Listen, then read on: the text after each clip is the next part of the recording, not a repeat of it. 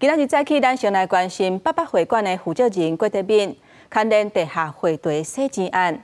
新北地方法院原底是裁定5000万交保，不过检方控告有成功。法院伫18搁开羁押庭，改以1亿交保。郭德敏因女朋友钱世军伫1点钟内就装着钱，依托行李箱底钱去甲交保。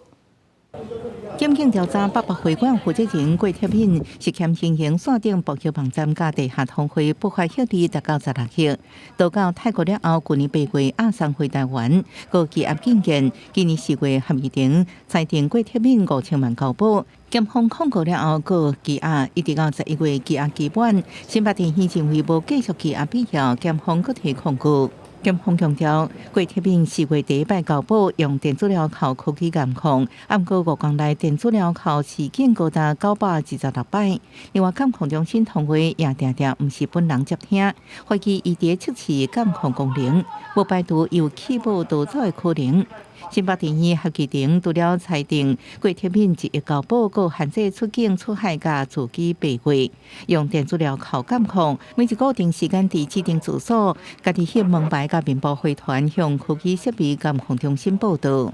请各位媒体对我那对这个案情有利的证据调查那凭你们的报道，这样就行了谢谢大家。 因为进前红车乌道被对切郭铁敏，媒体追问是毋是有互乌白两道对杀，是毋是烦恼家己人身安全？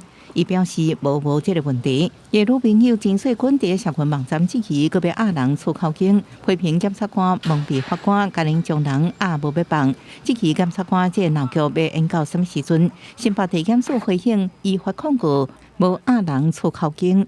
记者综合报道。